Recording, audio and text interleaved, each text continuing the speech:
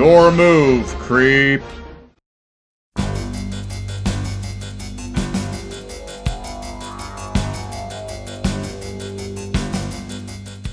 As I teased at the end of the last review, episode 14 marked a revision to the storytelling and cast, citing lowered viewing figures since the show change. As such, we start having less stupid and poorly written scripts from here on out, even though many plots in and of themselves remain stupid.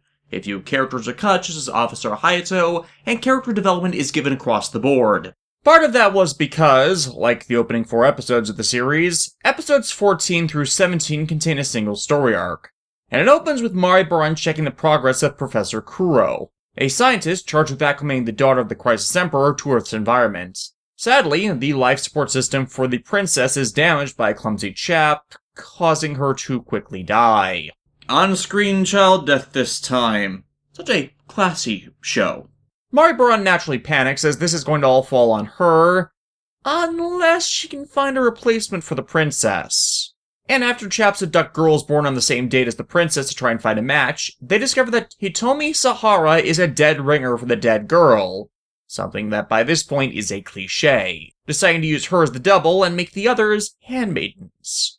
As you would expect, this causes a panic with the Saharas when their daughter goes missing, chasing down Maribaran on their own, but to no avail. I initially characterized the Saharas as dysfunctional family comic relief, but this ends up making them shine beyond that, as Shunkuchi begs Kotaro, at the point of tears, to get her back. Kotaro is of course more than willing to save her, the situation likely bringing back memories of Nobuhiko he'd prefer forgotten. Maribaran's activities have not gone unnoticed by Jark as they prepare to take the girl to the Kaiman world for reconditioning, but understanding her reasons. When the Emperor finds out, it won't just be the demon mistress that ends up suffering. And since they took someone close to Kotaro, they know he'll be hunting for them, thus deploy the robot Death Garon. Death Garon is an awesome-looking robot, but has a design flaw that RX exploits. As he's a robot, he can teleport between the worlds freely using a relay and a transmitter, which RX tasks by locating it with his macro eye and triggering it with his sunriser. Death Garon panics and tries to cause him to go off course in the transit, but fails, Kotaro landing in one of the Kaiman world's deserts, ending part 1.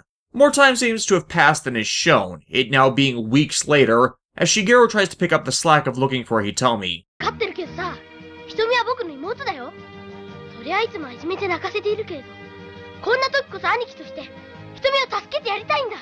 It's again a reason why I don't mind these characters. Even though the presence of kids among the supporting cast allows the stupidly written kid plots to be more prevalent in the series, they're actually good characters with their own intricacies. Shigeru's been shown as a poor student, is obviously overweight, and is not particularly skilled at anything. But he's got a good heart, and he honestly tries. So he doesn't come off as one of those annoying idiotic assholes that normally piss me off. I liken him to Masahiko from Amazon as one of the good supporting children in the franchise. Though amusingly, around the time this aired, Masahiko's original actor, Yoji Matsuma, would have been 22. Scary how time flies like that. Kotaro wanders the Chrysian Desert, only to come under attack by Triplon, a giant enemy crab robot made up of 3 smaller units that can act independently. Kotaro gets away from it by calling Rydron. Initially, this seems as if it's a very stupid idea, though it is later explained that Rydron, and by proxy Aqua Battler, can find small dimensional tears when Kotaro calls them from the Kaiman world, and thus make themselves available to transit the dimension tides. I can buy this, as Rydron was initially designed by a Chrysian scientist, so would have had the dimension crossing ability in mind. Again, an explanation that makes sense is all I ask. Though I will still call it out as lazy writing if it's not brought up beforehand. So why did Maribaran take the girl to the Kaiman world? Well, the reasoning is simple. Hitomi and the other girls are humans, not Chrysians. So, for the ruse to work, they need to convert them into Chrysians. Then perform the augmentations on them like were being done to the princess. They were also trying to artificially age her to her prime. Though the reason why eludes me. There's a waterfall with special properties in their Valley of Miracles, which oddly hasn't dried up yet, that Maribaran can use to do all this, along with indoctrinating her to the Chrysian cause. But a kill order has gone out for Death Garon due to his stupendous blunder in allowing Kotaro to cross over to the Kaiman world. Hey, asshole! How about sending a robot that doesn't have a built-in transdimensional transporter? Ugh, I miss my competent villains. But yeah, Death Garon pleads with Maribaron to try one last chance to eliminate RX before his sentence is enacted to redeem himself. Maribaron agrees, though the whole plot is actually a trap for RX. The two being sealed in a room, where in the fighting between them it's revealed that Hitomi is in there with them, and the conflict is struck down.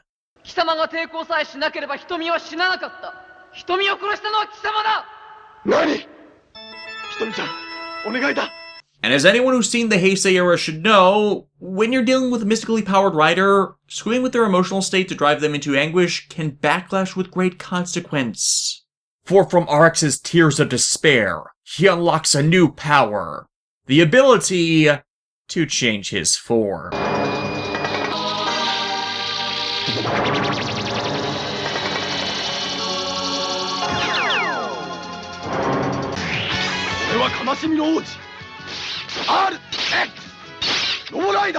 While Stronger was the first rider to access an official alternate form, Robo Rider is the first cited use of more regular form change, or if you're decayed, a form ride. It's the ability to freely reconfigure one's active powers to better suit the situation. Later series would begin to introduce more and more forms even earlier, always capped by a final form that maxes the character's total stats, but as part of the show's initial retool, this is probably placed just perfectly, and gives RX a unique advantage over those that came before him. Yes, I've noted when reviewing previous Showa series that when the protagonist rider would get an upgrade in the suits, and also the powers that came with it, but most of them were merely cosmetic changes. Again, with exception to Stronger, who has what will be referred to as a final form with his charged up state.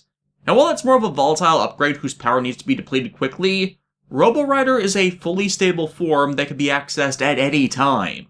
Robo Rider actually has differing stats from RX too. He's stronger, has greater armoring, and we'll see later can actively absorb and release heat from the golden parts of the armor like the power stripes of his older powers. But as a cost, he's slower, and his movements are far more robotic.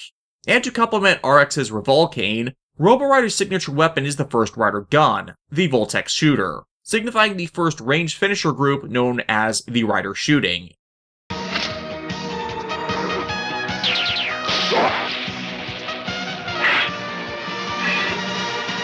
It probably helps that the gun has a 100% accuracy rating and the range and power of a sniper rifle. I wish I had this gun in Halo. My weapon accuracy is terrible in FPSs. And yes, as the opening attested, I am aware of the parallels this form has to everyone's favorite cyborg officer. RoboCop was in fact in part inspired by earlier Metal Hero series visually, so in reality it's keeping the references and homages in-house. Death Garon, defeated, reveals that the Hitomi RX saw die was, in fact, a fake, intended to make easier the victory for Crisis. That is a very foolish thing to reveal, as otherwise Kotaro would have just returned home in defeat, possibly losing his human allies at the failure, and Maribaron would have been able to turn Hitomi into the princess and indoctrinate her without interference. Dude, why did you do that?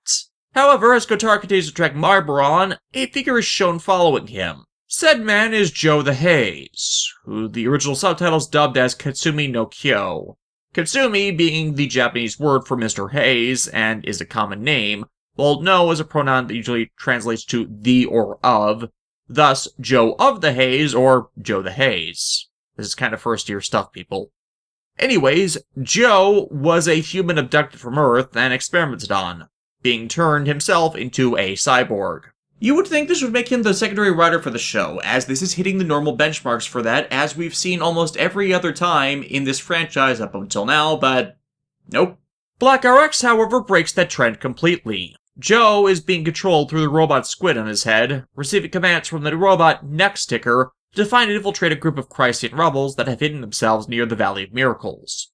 Orders come down that stopping Kotaro is of a higher priority, and Joe kicks Kotaro into the Kaiman world's Valley of Death. Ironically, where the Chrysian rebels are actually hiding, having found Kotaro and taken him to rest. They explain the relevance of the Valley of Miracles to Kotaro, which gets him up and going in a hurry, the rebels leading him there. They're confronted by Next Ticker and the controlled Joe again. RX using Joe's weapons and form change to disable Next Ticker's control unit, and along with Aqua Battler and its nuke form, the bike gaining one every time RX form changes, this one being called Robo Rider, he destroys the robots. This frees Joe, who agrees to help Kotaro against Crisis for real this time. He may not be a rider, but he is an augmented human that can at the very least help by keeping the attention of chaps. For some stupid reason, a chap maintaining surveillance of the Saharas is ordered to abduct Shigeru to the demon world as the boy continues to hunt for any information on his missing sister. Why? Because the cow flew over the moon? I don't know. In the meantime, Mariboran's ritual to change the girls is underway, and in short order they are aged into their 20s, with Hitomi's actress replaced by Maho Maruyama. Why is this relevant? Well, she's better known for being Marie, one of the central villains of Jetman, a widely popular Sentai series, and this being her big break. Kotaro, Shigeru, and Joe are summarily captured after that.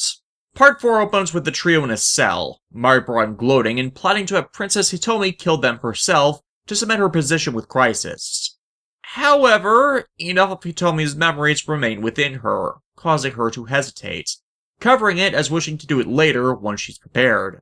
This gives Joe time to break free of his restraints. Apparently his cyborg operation came with replacing his wrists and ankles with ones that could be compacted to slip out of manacles such as these, and get free the others. Kotaro goes to Hitomi to try and convince her of the truth, but it does not go well. RX getting thrown in another cell, with this one dropping him into a deep spiked pit, one he can't jump out of.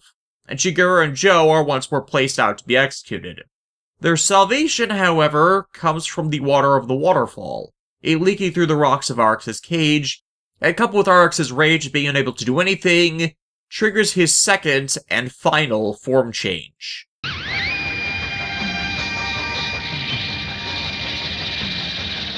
RX の体が怒りの叫びとともにバイオライダーに変身したのである。Bio Rider is referred to as the Prince of Anger, and while Robo Rider is an embodiment of life in the earth, refined metals coming from rocks and the fire that burns at the earth to refine them, and RX is the life born from the sun, Bio Rider is the life born from the water. Though it is amusing that the antennae in this form are designed to be reminiscent of Shadowmoon's. Bio Rider is physically weaker than his other two forms, and has much weaker armoring, but makes up for that with greater speed and a whole host of new abilities. The most prevalent of which is the ability to change into an energized liquid, referred to in supplementary material as Gel form, which renders Bio Rider effectively invulnerable to conventional and common energy weapons, elemental abilities, as well as physical attacks. Basically, Gel form is Black RX's win button. Only a few things in the entire franchise are even capable of potentially having the power to counter it. The few that do are widely inconsistent in that capability, since those abilities fail against things Black RX would beat easily, and the way Kotaro uses that power is sparingly, so it's not like you even remember he has it to build a strategy to specifically counter it, as the rest of his power set can only offset any strategy one might build to deal with solely it. Really, the only times Black RX has been beaten in more recent material is in matches ridden by a dumbass that ignores pretty much all of this in pursuit of uninteresting curb stomp battles. It's frustrating as RX is overpowered, and you want to see something that can legitimately take him on in an even versus Rider match. But the only times you see that happen, it's stupid as RX either forgets he has these powers, or his opponent pulls shit against him that shouldn't even work on him. The sole exception to date being the Kamen Rider Pfizer originating Rider's photon energy attacks due to the paralysis effect many of them generate. I'd say potentially the Zect Riders as well, but Kotaro, if he's being ridden properly, would be immune to time manipulation. Potentially even the powers of Kronos' pause, as evidenced from Black's time travel episode. An Acrobattler's own form changed to match Bio Rider is Mach Jabber, which greatly increases the bike's speed. Lastly, Bio Rider's signature weapon in this form is the Bio Blade, which can be energized to unleash the Bio Slash Rider Slash, which cuts the combined Triplon units down. Hitomi, however, is still indoctrinated, but it's not RX that does anything to bring her back, but in fact Shigeru, reminding her of their family and what they mean to each other, which fully reawakens what Mariboran tried to suppress. Kotaro powers down, exhausted from the day's fights, which reveals his identity as RX to Shigeru and Hitomi, though they agree to keep it a secret for now. Yes, as I said before, nothing bad came of revealing his identity. It only took them 15 episodes to throw that out. The rebels show a way to counteract the waterfall's powers, returning the girls to their proper ages, and they all collectively pilot a Rideron, which has to be a tight fit for 10 people in a 2-seater, to return to Earth. Jark, to save their asses, has it reported that RX interfered with the ceremony Maribard had prepared for the princess and killed her, pinning this whole thing on Kotaro. And to wrap up the episode, Kotaro returns the kids home, to the elation of their parents. Yes, they're a dysfunctional family, but they genuinely love each other, and it's made no more obvious than right here. Remember this. This is going to hurt later. Overall, for a soft reboot to the show's active dynamics, it's really good. It added another unique thing to RX's arsenal that would affect how later Rider series were produced, fleshed out the Kamen world some more, gave a challenge to Kotaro to overcome that gave a personal stake and a time window to complete it in, and gave Shigeru, the most active of the supporting characters, some development, along with turning the comic relief family into one you can empathize with. It introduced Joe, who would remain a combat ally for the rest of the show, and in a manner that showed he wanted to fight Crisis. Though I could have gone without making him an amnesiac as a result of his operation. He does have some backstory things that he does remember, however, that the writers will touch on in the coming episodes. After this, however, it's much more filler. Shigeru and his friends on the hunt for a flying squirrel that can glide for over 1,000 kilometers.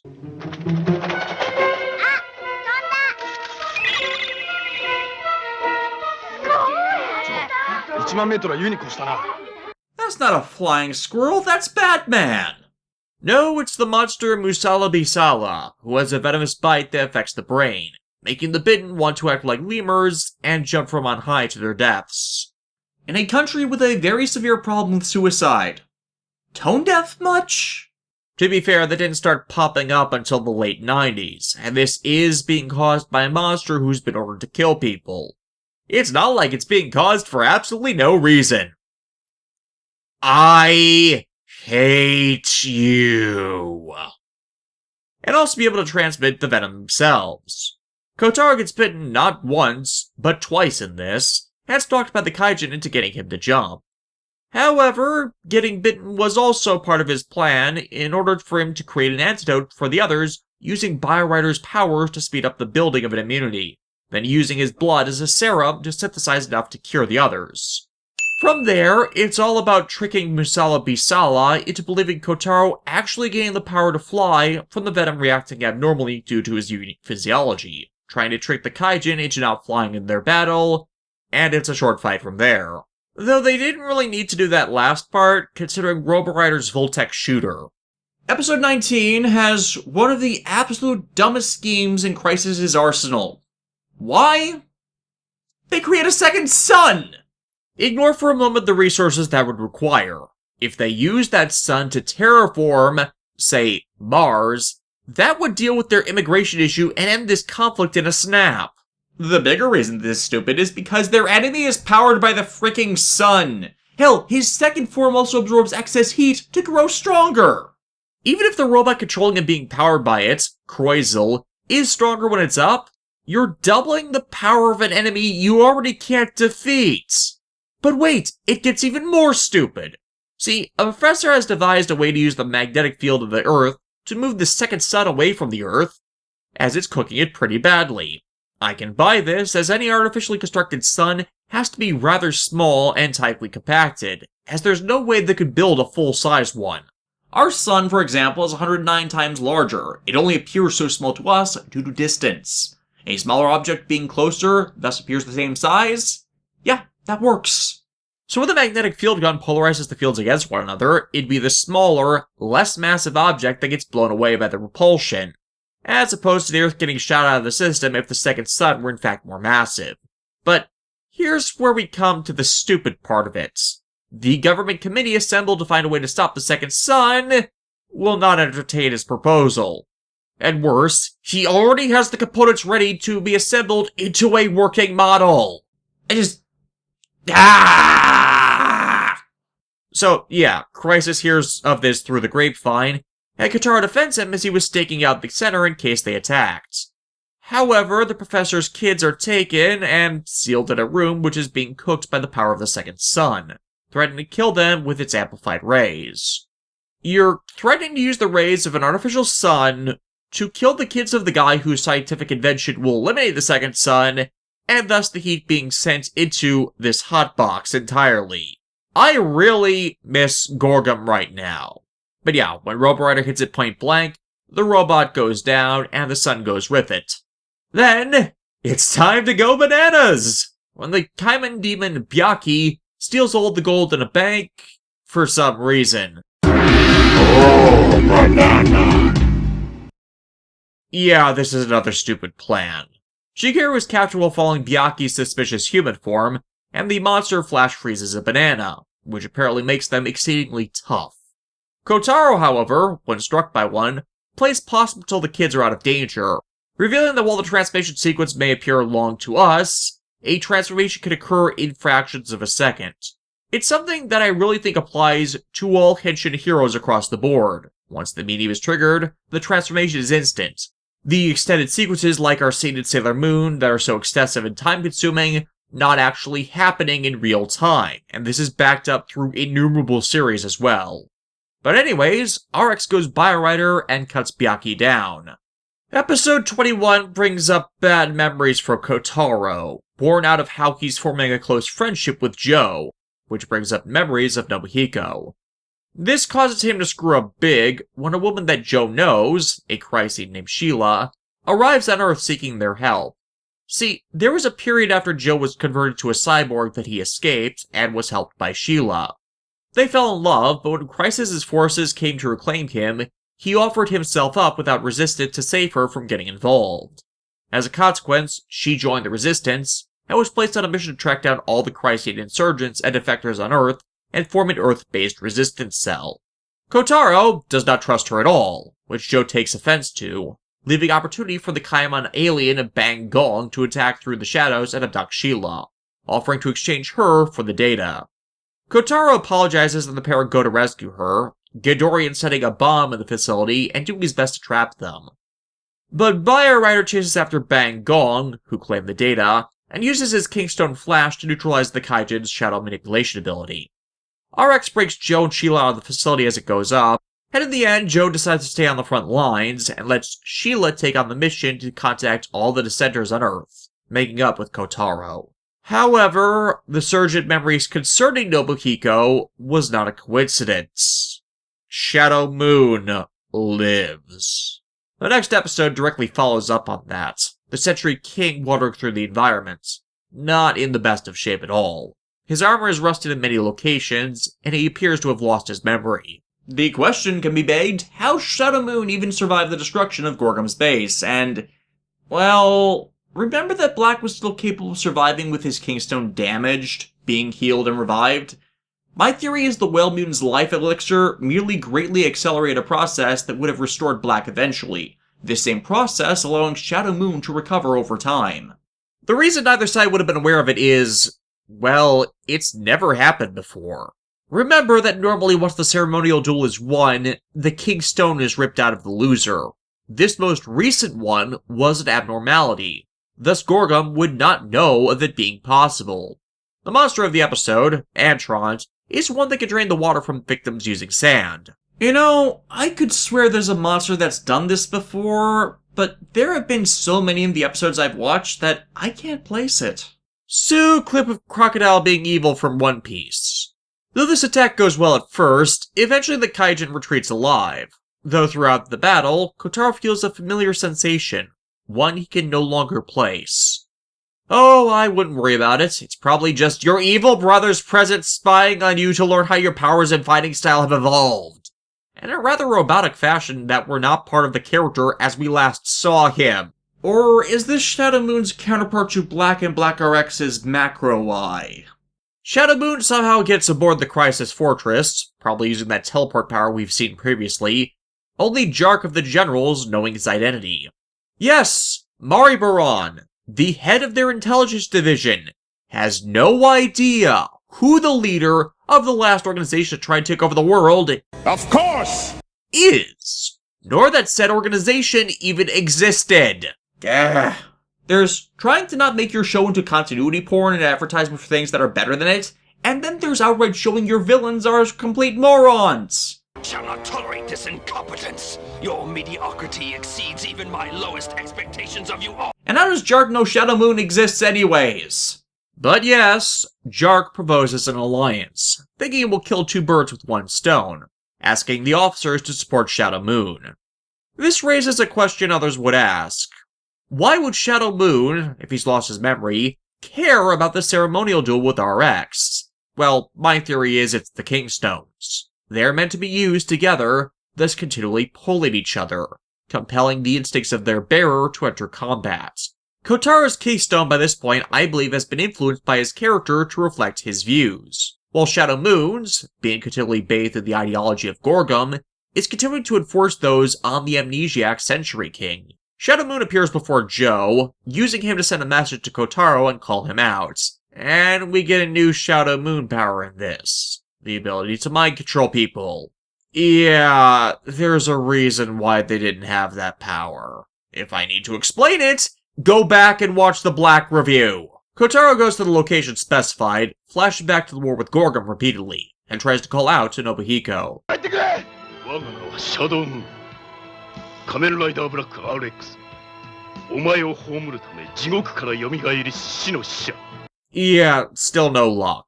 And worse, with the data Shadowmoon observed earlier, he's devised counters to RX's form changes as well. However, Shadowmoon's finishing blow is stalled by Antron attacking, Crisis betraying Shadowmoon entirely. You asinine twits. 1 minute later, 1. Your enemy would have been dead and your rival would-be conqueror would still be as weakened from battle. Self-control! Dear God, with all the times I've had to critique these fools over all these years, I could be a better supervillain than those of the Showa era at this point. RX calls Rider on, which frees them from Antron's attack, countering the monster and destroying it. Shadowmoon retreats to recover fully, warning he will be back. Episode 23, while not a stupid plot in theory, has some issues with the chosen effects. Boss Gun's division has created a transmutation device, successfully changing a cat into a dog. Suddenly all canines across the planet look up from sniffing dirt and became suspicious of their own kind. The device is meant to turn humans en masse into livestock, thus providing food for their immigrants. However, some of their components burn out, and the chavs bringing the replacements end up crashing their car due to an improperly shot soccer ball. The kid that shot it, named Misao, finds the device among them and takes it, ending up using it in class to turn his teacher into a pig, and by proxy, every person in Japan who can be described using the term sensei. And trust me, that's a lot of people. While teacher has a very specific meaning in reference to academics, sensei can refer to any person of any profession you learn from. Dance instructors, job trainers, members of the government, doctors. It hits them all. And I gotta say, the masks they use to depict all of these pig people are freaking cheap. They couldn't get a few live pigs to do this with. It can't have cost that much more to rent livestock than to buy and fit all the masks. The custom budgeting of a show like this. Misao continues to have fun with the transmutation controller, turning himself into a gorilla, but finds he is unable to change back. This is around where Joe and Kotaro find him in the device, typing in the phrase, Kotaro made me into a pig into the device, which is picked up by Bosscon. They come running, but as Kotaro was transformed when the transmutation wave hits, it did nothing. Joe using a pig mask and Kotaro's clothes to fool him into leading them to the device, which they destroy. I want an explanation for this next episode, however. It involves a boy believing his father is a vampire, but they never refer to anyone acting like a vampire as one, but only as Dracula. Dracula was not the title given the race, but a single man that was a vampire, based off of the man Vlad the Impaler. But here, when you listen to the dialogue, whenever they mean vampire, they say Dracula. Is this a thing in Japan? Did the writer confuse the two and no one knew enough about Western monsters to correct them? Was it because there have been so many stories that have used Dracula as the starring vampire? I want to know and correct this misconception before the sparkly pricks of Twilight are referred to as Draculae. Though that may have been corrected by the time of Kiba, since, Fangars and all that. But yeah, the man presumed to be a vampire by his kid is in fact a Chrysian escapee, a bloodline that allows for one to affect others with vampire-like conditions and enthrall them, and he is possessed by the lickback monster to make use of that. Yep, another family born of people based from Crisis. So glad I explained that last episode. The climax of this episode, however, hit me kind of hard. In it, after RX draws lickback out of the man, he begs his son to kill him to save everyone from his tainted blood. This hit me hard as, well, when I was younger I tried my hand at being a writer. I never released anything as I was vastly unsatisfied with my own work and frankly, it's bad. But one of the things I tried to do was a scene exactly like this. And I could never capture the anguish, the tragedy of the moment correctly, which this scene does brilliantly. Stupid plots or no, it's moments like this which really make me appreciate this entry in the franchise. The kid is stopped by the thralls from killing his brother, and in the chaos of the battle, RX finds a way to defeat Lickback without killing the man, though it initially appears as if the man did not survive, only waking to his son's sorrow as the sun rises. Despite the things about vampires versus Draculas, I do think of this as one of the show's highlight episodes. Though episode 25 raises a number of questions about Chrysian society and culture that are never quite answered. It opens with Jark and the others receiving a message from the Emperor. He is not happy. To appease his anger, Jark orders 5 brides born under the Scorpio zodiac abducted. I kinda get the timing. This episode was coming out around White Day, and while Japan's version of the Valentine's holiday is different from that of Western countries, they do celebrate it. My question is, why Scorpios? And why did they need to be brides? Don't get me wrong, I have nothing against the Scorpio zodiac. Hell, I am a Scorpio. But why did Jark specify them over anyone born in any other part of the year? Does the Kamen world have a zodiac? Does it match the Western one or the Chinese one? Because Japan tends to follow the Chinese one more. Does the Emperor have a thing for women who commonly bear the personality traits of those born under the zodiac? Or maybe it's because the September through December months of the season have an inordinately high number of childbirths, due to them being approximately 9 months after the Valentine season, which is the associated high point for weddings, honeymoons, and one of the annual guaranteed dances of the Bao Chicka Bow Wow. And at that point of time just happening to have the most in-season brides? Secondly, why did they have to be brides? Was it the whole sacrifice a virgin thing? I hate to break it to you, but there's only one proper way to tell if someone is a virgin, and that test is one that removes that status.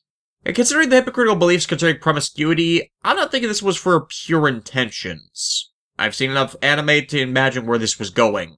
I'm actually talked about more about the deconstruction that is actual relevant to the episode. Boss Gun gets a new sword, and captures Reiko when she, Kotaro, and Joe implements a fake wedding plan to get the perpetrators. Not the first time Toei and by proxy Saban will use that scheme, and it's by the numbers from there. The last episode for this part of the recap has Boss Gun get yet another sword. Yes, he likes the pointy things. I can't really blame him though, as this one, the Demon Lightning Sword, is tested on a working reproduction of Robo Rider, and its slashes creep through the armor. Hey, guys, why not implement that armor on your other units? If it's as strong as it seems, it would at least make it more difficult for RX to damage them enough to use his finishers on them. One of Boss Gun's monsters starts attacking Kotaro's friends, Utako banishing him from the Sahara home in belief he will keep her family safe. An understandable, if factually foolish, overreaction. The kids aren't having any of their mother's overprotectiveness, and end up helping Kotaro as he is severely injured in battle with Boss Gun, temporarily losing his sight. The kids naturally are taken as hostages, drawing Kotaro out, only for him to use Bio Rider to fully heal himself, after Joe is severely injured defending him. Bio Rider, despite its weaker defenses, cannot be pierced or slashed open while solid, prompting Boss Gun to once more retreat, his Kaijin being destroyed in a subsequent clash. Because of the cybernetics in his body, Joe will heal at an accelerated rate, but he will still be hospitalized for some time. And it could not be at a worse moment, for Shadowmoon is ready to once more clash with Kotaro.